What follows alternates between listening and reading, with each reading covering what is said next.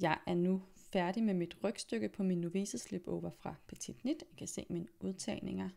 De ligger her i starten af pinden og i slutningen af pinden hernede. Den sidste pind, jeg har strikket, den er fra vrangsiden af, så min garnende den sidder altså her, når jeg kigger på mit arbejde fra retsiden af. Garnet, det har jeg klippet, fordi at vi skal altså ikke strikke videre på de her masker, før vi har lavet forstykket. Så de her masker, de skal hvile på et eller andet. Hvis man har rigeligt pinde, så kan man bare lade dem sidde og hvile på pinden. Hvis man skal bruge sin pind til sit forstykke, altså til vores skulder her og forstykke, så skal de hen på noget andet. Enten så kan man sætte dem på en rest garn, som man lige tråder en gang på en nål og flytter maskerne hen på en af gangen. Det er en rigtig god idé, hvis den rest garn er i en anden farve, så du kan kende forskel, når du skal have fat i dine masker igen. Jeg har sådan nogle her, der hedder maskewires, som er sådan nogle gummirør her, hvor man faktisk lige kan sætte enden her ind på pinden, sådan der. Og så kan man lige føre maskerne hen og sidde og hvile på den. Så dem vælger jeg at bruge.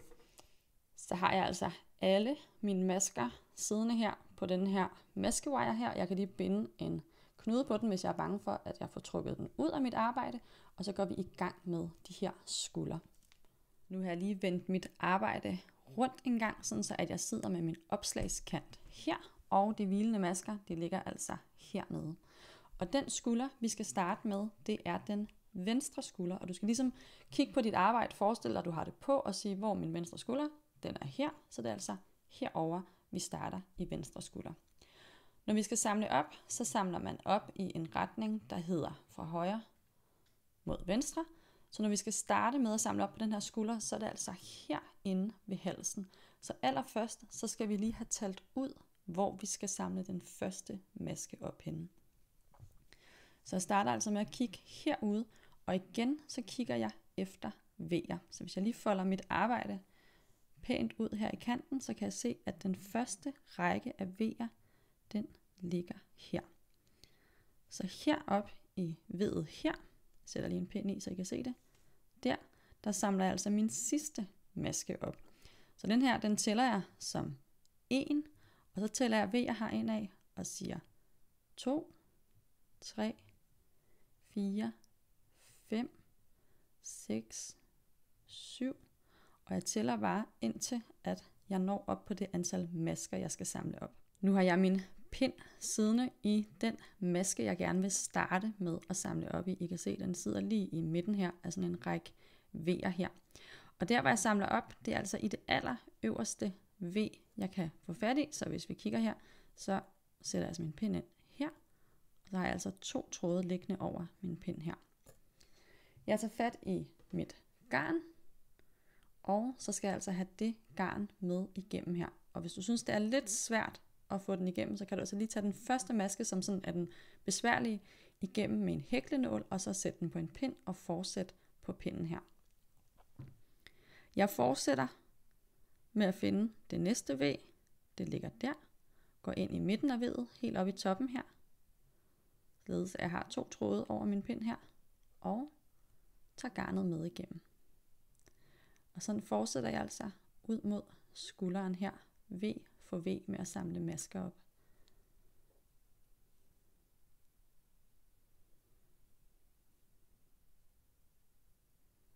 Når jeg så når ud til det sidste V, jeg har liggende her, så skulle jeg meget gerne have det rigtige antal masker på pinden. Hvis jeg ikke har det, så har jeg talt forkert, da jeg talte mine V'er ind her, og så må jeg lige give det et forsøg mere.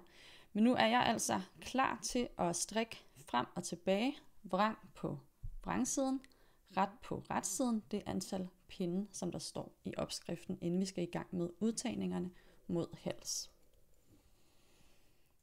Når vi når hen til den sidste maske her på den første pind fra vrangsiden af, så er den altså meget løs, fordi det er her, vi har sat garn til. Det betyder ingenting. Vi strikker den bare, og når vi har strikket den, så strammer vi den lige ned en gang, sådan der, så den ligger pænt, og fortsætter her på retsiden af. Og når vi så skal hæfte ender, så får vi jo hæftet den løse maske, der ligger der. Nu er jeg færdig med det her stykke, hvor jeg bare skulle strikke lige op, altså strikke en pind vrang og en pind ret, det antal gange, der står i opskriften. Og så har jeg sluttet med en pind fra vrangsiden af, som et garn nu sidder klar her til at strikke videre på retsiden. Og nu skal vi i gang med udtagninger igen. Og her på vores skulder, der skal vi lave en udtagning, hver gang vi er på retsiden. Så jeg starter med at strikke 3 ret, ligesom vi også gjorde på vores bagstykke. Og så skal jeg lave en udtagning V. Og det er altså den, hvor vi samler lænken op med venstre pind forfra. Sådan der. Og strikker den drejet ret. Og udtagningen kender vi allerede, så jeg gør ikke så meget ud af at vise den her.